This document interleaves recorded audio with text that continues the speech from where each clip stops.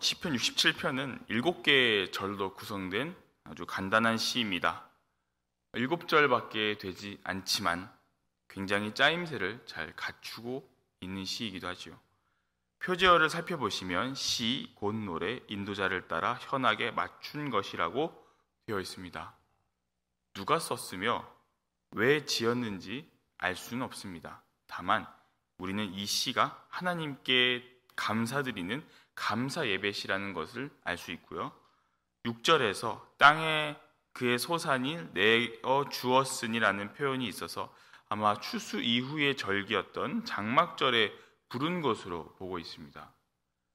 본문은 이스라엘에게 베풀어진 하나님의 은혜와 구원의 은총이 온 세상으로 확대되기를 소망하는 내용을 담고 있지요. 이스라엘 백성들에게만 국한된 것이 아니라 세계 만민에게 전파됨으로써 하나님의 영광과 통치가 세계 만민에게까지 알려지고 찬양될 수 있게 해달라는 간구가 주된 내용입니다. 그래서 어떤 이들은 이 시를 선교사의 노래라고 부르기도 합니다. 이 시의 정중앙에 있는 4절, 오늘 본문 4절을 한번 다시 한번 읽어볼까요? 함께 읽겠습니다. 온 백성은 기쁘고 즐겁게 노래할지니 주는 민족들을 공평히 심판하시며 땅 위의 나라들을 다스리실 것임이니이다. 아멘. 4절을 정중앙에 놓고 3절과 5절을 보시면요, 똑같습니다. 하나님이여 민족들이 주를 찬송하게 하시며 모든 민족들이 주를 찬송하게 하소서. 이 두 절이 3절과 5절에서 반복이 되어 있고요. 1절, 2절과 6절, 7절이 시작과 끝을 구성하면서 이 67편이 매우 짜임새 있게 구성되어 있다는 것을 우리는 알 수 있습니다. 1절과 2절 그리고 6절, 7절은 또 같은 이야기, 비슷한 이야기를 다루고 있습니다. 무엇을 이야기하냐면 복에 대한 것을 이야기하고 있습니다.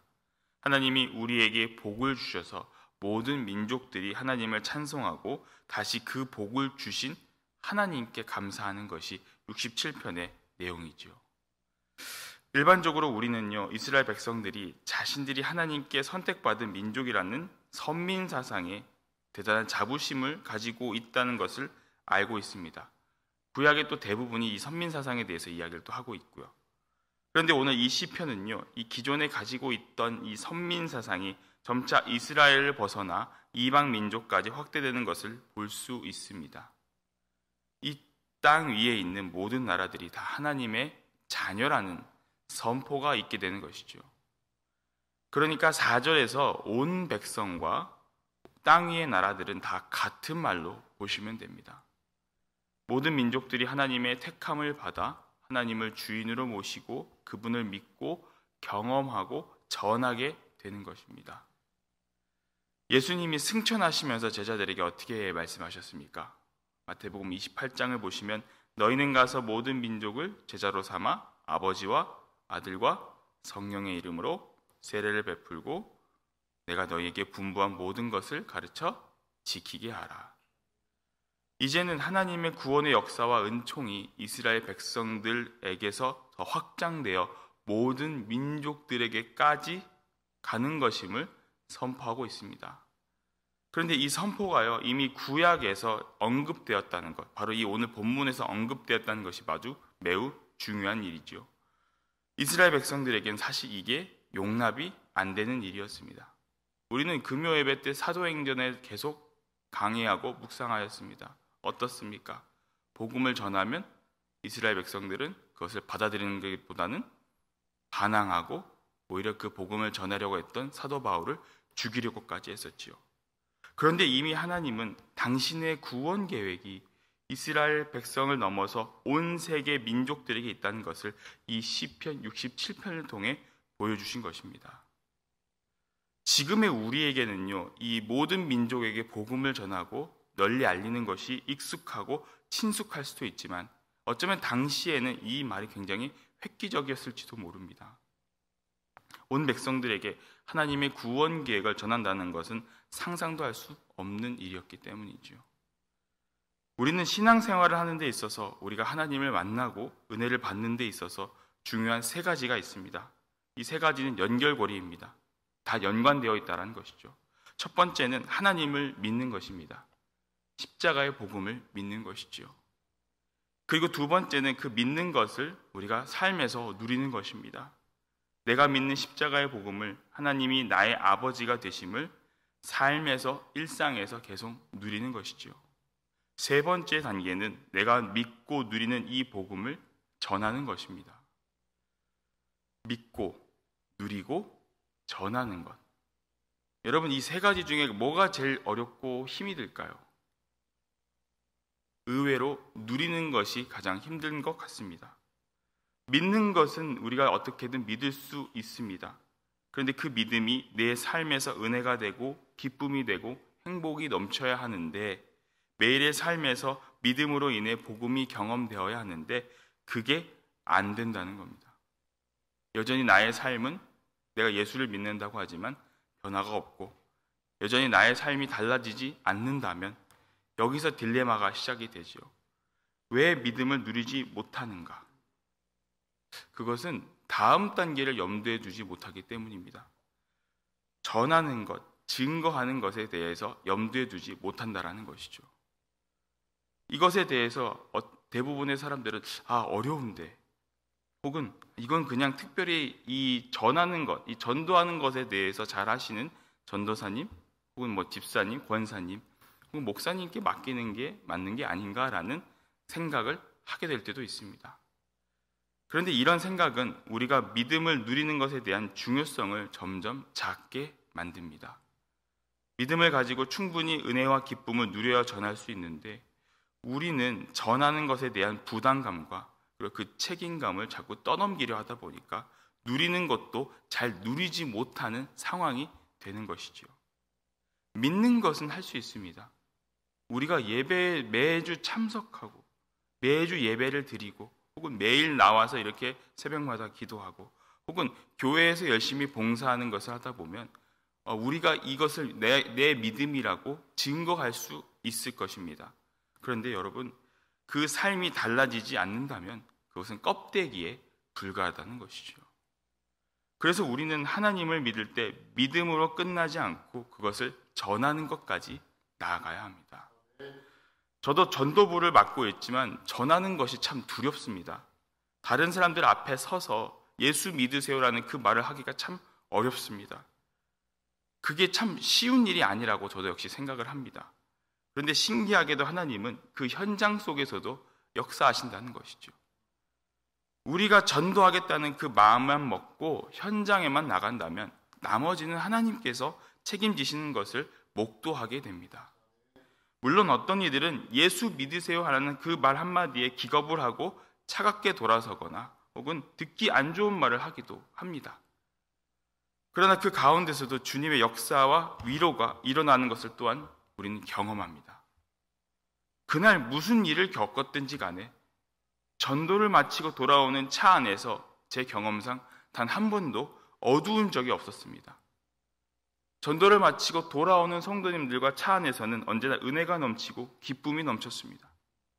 마치 소풍을 가는 길처럼 교회를 오는 길이 굉장히 즐겁게 왔습니다.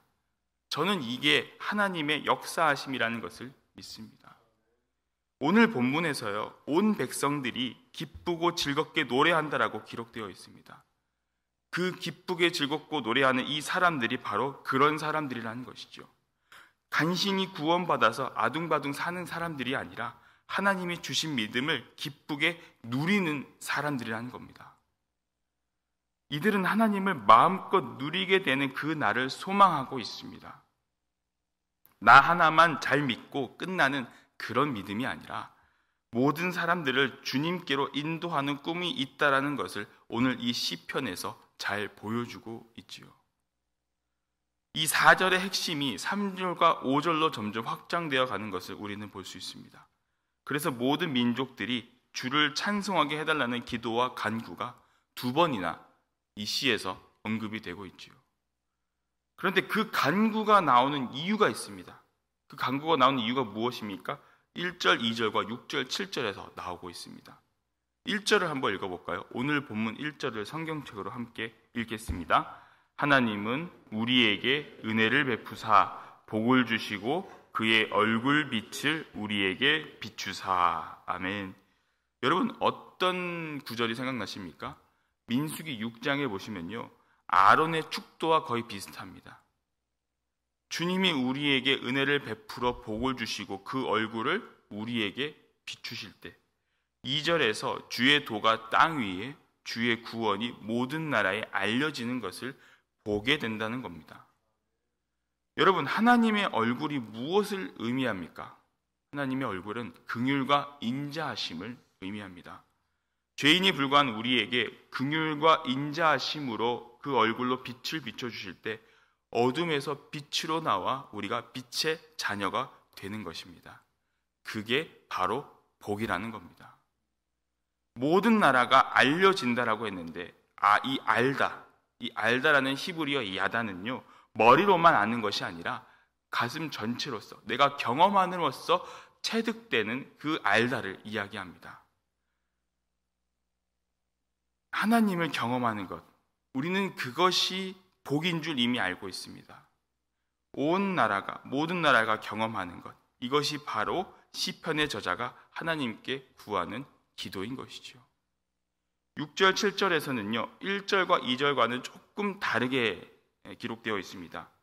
이제는 땅의 소산을 통해 하나님이 복을 주신다고 나오고 모든 땅의 끝이 하나님을 경외한다고 기록합니다. 여러분, 땅의 소산은 결국 누가 주신다는 겁니까? 하나님이 주신다는 겁니다. 물론 사람이 수고를 하고 키우고 있는 것은 맞지만 이 모든 것 또한 하나님의 긍휼과 인자하심이라는 것이죠. 모든 나라가 하나님을 경험하는 것만큼 땅의 소산을 구하는 것 역시 중요하다는 것을 오늘 시편의 기자가 보여주고 있습니다. 이 시편의 노래는요, 다른 시편과는 달리 조금 특별하게 느껴집니다. 나 개인에서 벗어나 하나님이 창조한 모든 민족을 위한 기도와 간구라는 것을 조금은 우리가 알 수 있지요.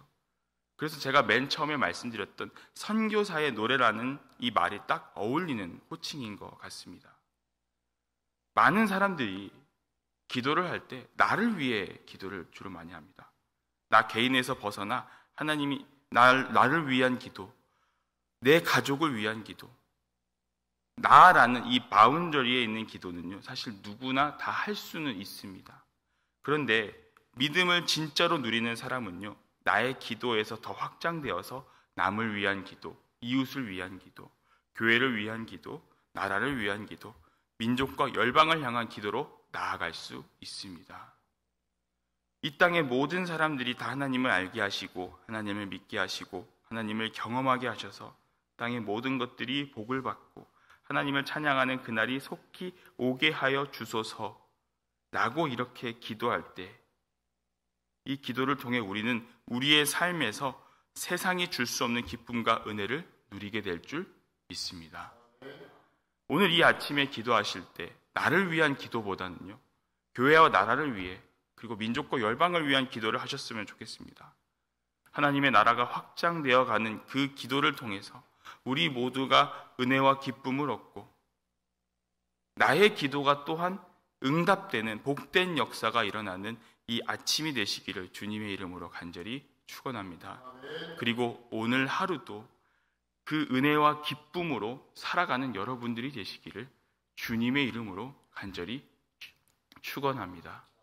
기도하시겠습니다.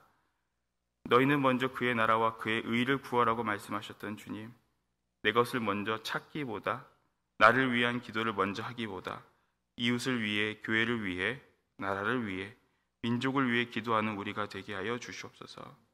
우리는 욕심이 많아서 지금 내가 필요한 것만 구할 때가 많음을 고백합니다. 그러나 우리 하나님은 나의 하나님만이 아니라 우리의 하나님이시고 온 땅과 민족의 하나님이신 줄 오늘 이 시편을 통해 깨닫습니다.